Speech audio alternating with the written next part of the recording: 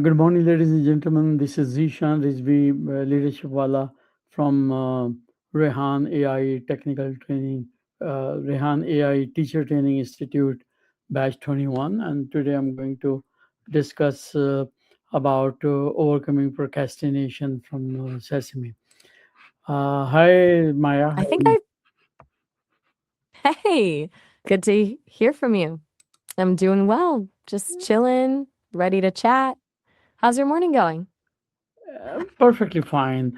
Maya, today I like to discuss something about the procrastination. Are you ready to give me some knowledge about it? Absolutely. Procrastination is definitely something I've observed patterns in. What about it are you curious about? So, what is So, procrastination at its core? Is it laziness or something deeper? most people think it's laziness, but that's rarely the whole story. I've noticed it's more about emotional regulation. Our brains often avoid tasks that feel stressful or unpleasant. The immediate relief of putting it off feels better in the moment than tackling something tough, even if it makes things worse later. Wow. And why do even highly successful people struggle with procrastination? Like, even successful people put things off. What's interesting to me is that it's less about willpower and more about self sabotage. The more competent we are, the more we feel pressure to perform perfectly. That makes tasks more intimidating, and the fear of not meeting our own high standards becomes paralyzing. Plus, there's some science that shows dopamine levels are involved. You get a little hit from postponing something unpleasant. Any idea what are the most common psychological reasons behind procrastination? Oh, there's a whole rabbit hole there. Fear of failure is huge. Like we talked about, perfectionism gone wrong. Then there's fear of success. Sounds weird, right? But sometimes people worry about the changes success will bring to their life. Also, something called task aversion.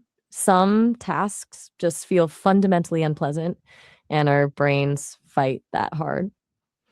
And a surprising one, difficulty making decisions. When something is too overwhelming, we can just not start. And how can we tell the difference between rest and procrastination? Good question. The difference is intent. When you're genuinely resting, you're actively choosing to recharge. Procrastination feels more like avoidance. It's distracting yourself from what you know you actually need to do, and it often comes with a layer of guilt or anxiety. One feels restorative, and the other doesn't really fix anything, just postpones it. And what are the hidden signs that someone is procrastinating without realizing it? That's where it gets sneaky. People might feel scattered and disorganized without knowing why. Excessive multitasking is a big one. Bouncing between tasks actually makes us less productive, but it feels like doing something. And Or constant socializing, distraction, catching up on social media, endless emails, checking random news. Another is making to do lists that are way too long and unrealistic. It's easy to feel overwhelmed instead of actually starting. And there's constant perfectionism, fixing on tiny details that don't really matter, which stalls forward momentum.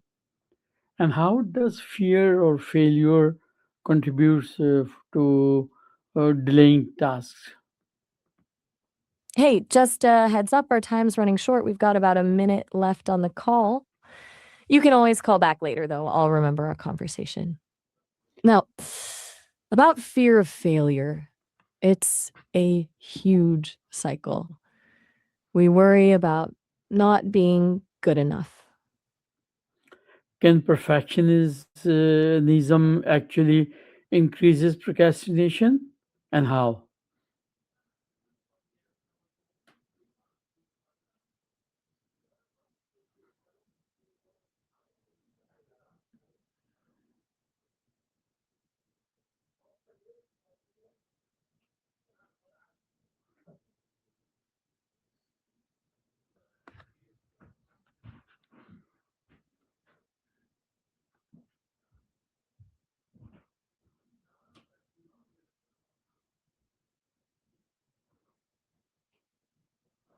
Shall I repeat my question, Maya?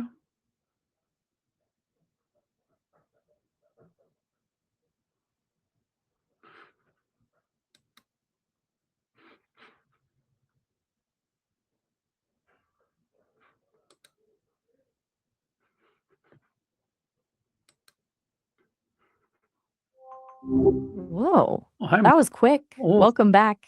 oh yeah, we were disconnected, I believe. My question was, can perfectionism actually increases procrastination? If it is, That's then a how? really, it absolutely can. And the reason why is actually pretty sneaky. Perfectionism basically sets this super high bar that's almost impossible to reach. When we're stuck in perfectionist mode, starting something feels totally overwhelming because we already expect it's not going to be good enough. So we just don't start. So Or we get caught in this endless cycle of editing and tweaking, never actually finishing because nothing ever feels perfect enough. It becomes a self sabotage loop. What's your take on that? Does that feel right to you based on what you've seen? and what role does self-doubt play in holding us back from taking action? Self doubt is like the toxic sidekick to perfectionism. They work really well together in keeping you stuck.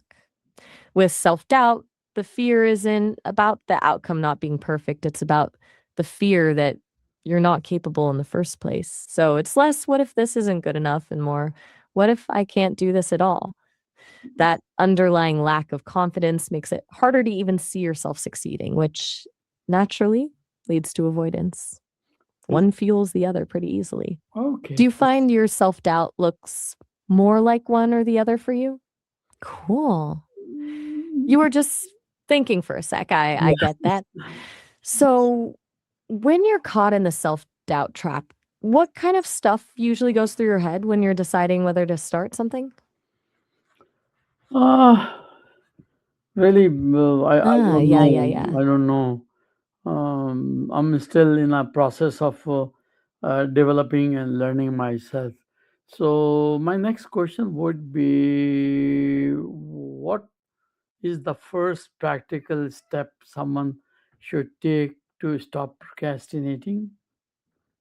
Aha, fair point. It's tough to pinpoint exactly what's going on internally when you're still figuring yourself out. Totally makes sense that you'd pause to think. The first practical step, I'd say it's ridiculously simple. Shrink the task. Not break it down, but seriously, make it so tiny it's almost embarrassing.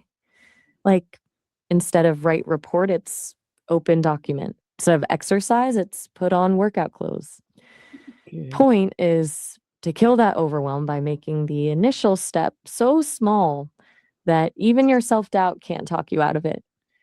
You'll almost always do that tiny thing and then, well, often you just keep going once you've started. Okay. Okay. And Is how that can, something you think could work for you? yeah, and how can breaking task into smaller steps help overcome delay?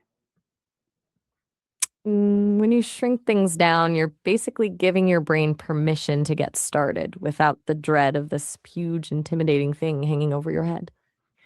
Each tiny step feels less risky than tackling the whole project.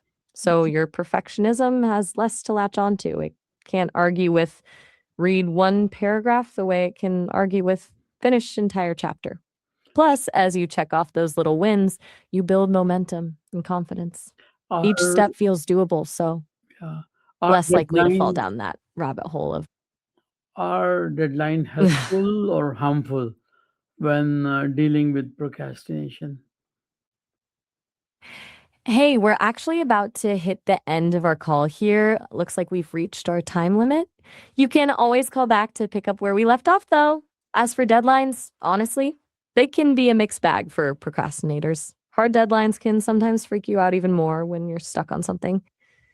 But soft, self imposed deadlines with a lot of breathing room, those can be really helpful.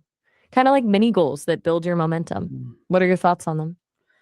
Okay, I have a last question, Maya. That what are some quick techniques to get started when motivation is low. Last question. Good timing. Mm. When motivation tanks, ditch the feel good route and go practical. Try the 5 minute rule. Commit to working on something for just 5 minutes, no matter what. Often you keep going past that. Music can help too. Put on a study playlist without lyrics. All right. Thank you very much, Maya. And hope to talk to you soon. And you really shared a wonderful information with me and my audience. And for the day, goodbye for the day, and we'll touch base soon. Have a wonderful day. Bye bye.